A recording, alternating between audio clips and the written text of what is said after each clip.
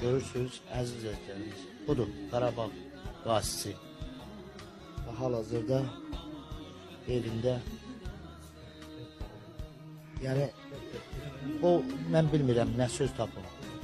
Yəni Azərbaycan qazisinə təəssüflər olsun ki, belə dəyər qoyulur. Belə dəyər qoyulmamalıdır. Belə dəyər qoyulmamalıdır.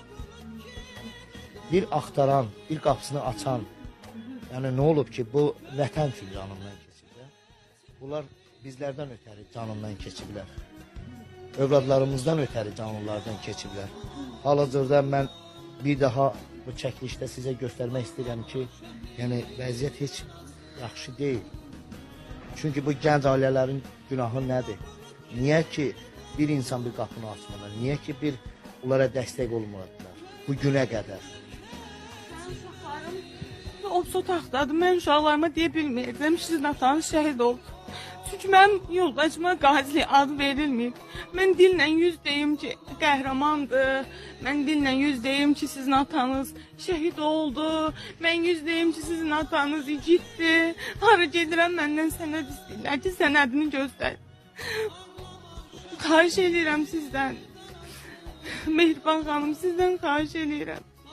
Cənab Prezident, sizdən xahiş edirəm. Mən sabah uşaqlarım üçün mən onlara verdikləri suala cavab verim ki, sizin atanız şəhid oldu. Sizin atanız qəhrəmandır. Düzə bilmirəm. Heç nə eləyə bilmədim Aydına. Hara getdim? Mən çevirdilər, baxmadılar işimə. Xəzər TV'yə getdim. Mən orada bir xanım yaxınlaşdı ki, jurnalist, sizin yoldaşınız pensiyasını, maaşını alıb qoyub cibinə, biz yalvarmışdıq ki, getsin hərbidə işləsin. Bu nə sözdür? Niyə deyirlər belə bir sözü? Bu kefinə mi elədi? Onun üçün mü bugün Aydın'ın evi var? İpotekaya ev götürmüşük, 301 manat aylıq ödəniş eləyirik, 350 manat pensiyadır. Biz onunla nə dolanaq? Mən onunla uşağıma necə baxım? Mən onunla bu adama necə baxım? Xəzər TV'də kim idi o xanım sizə? Lalə Azərtacın, bilmirəm, köməkçisi idi. Adını bilmirəm. Nə səbəbə görə o sözü sizə dedi? Dedim, yoldaşıma kömək olun, onkoloji xəstədir, hərbiçidir. Laf adi Gəlin çəkiliş aparın. Bəli, çəkiliş aparın, televiziyaya çıxım, televiziyada danışım. Mənə dedilər ki, onkoloji xəstələrə biz baxmırıq.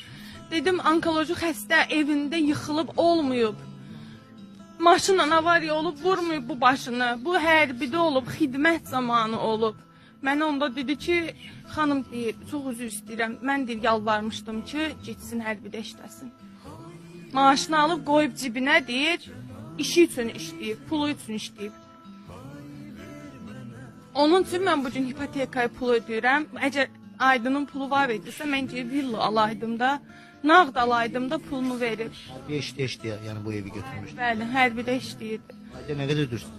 281 manat evin ödənişidir, 20 manat da kommunaldır. Ümumi Qabaqca nə qədər ödəmişdiniz? ilk ödəniş hipotekaya 6000. Yəni hərbidə yoldaşın işləyə ödədi, götürdünüz bu evi. Bəli, ilkin ödəniş 6000 verdi. Sərəncamdaydı da yoldaşın. Amma hərbidə gedirdi də adı. Elə aldı. Evə köçən kimi yoldaşımı təxris elədilər. Maaş gəlmədi. İndiki vəziyyətdədir. Bilirəm, görürəm vəziyyətini. Ancaq istədiyim tək şey yoldaşıma o adı ala biləm. O buna layiqdir. Göz arxada qalmasın ən azından. İki balasına bu dövlət köməklik eləsin. Mən tək başıma necə